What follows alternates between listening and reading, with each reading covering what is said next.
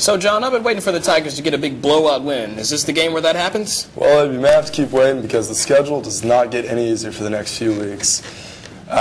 Mississippi State may have been an easy game in the past, but as Eric Vollenweiler tells us, the Bulldogs are a different team under new coach Dan Mullen.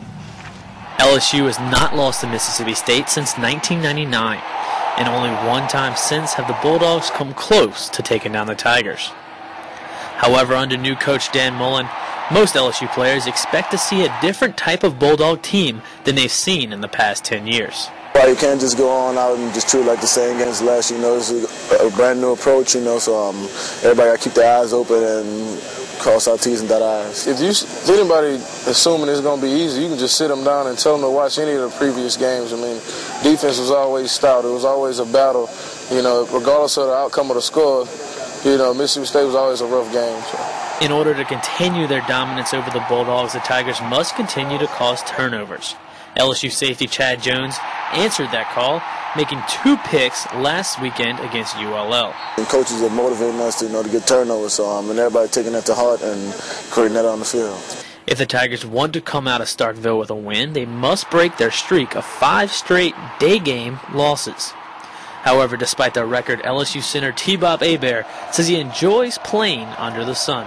I'm actually kind of looking forward to it because whenever I get to play those early games, like last year against App State, it reminds me of Little League, where you wake up, it's nice Saturday weather, it's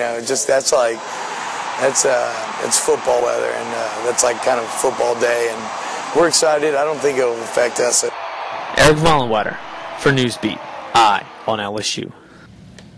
The Tigers are now ranked 7th in each poll. They are joined in the top 10 by SEC rivals and future opponents Florida, Alabama, and Ole Miss. The marquee game of the NFL this week will feature Brett Favre's first game in the Vikings' home dome, the Metrodome. Favre will merely be a storyline in the matchup of undefeateds against the San Francisco 49ers. Both teams have been led by the running game, with the Niners' Frank Gore gaining 207 yards and 2 touchdowns last week. Adrian Peterson began the season with 3 touchdowns on 180 yards rushing in the first week. The New Orleans Saints traveled to Buffalo looking to improve to 3-0 for the first time since 2006. In the Monday night game, 2 of the top 10 aerial attacks collide in Phoenix as Peyton Manning and the Colts take on Kurt Warner's Cardinals. LSU's soccer team fought valiantly this weekend in the Nike Duke Classic, but came away with a loss and a draw. They begin their SEC season at home this weekend with a Friday night match against Georgia. Sunday's 1 p.m. game will be against the University of Tennessee Lady Volunteers.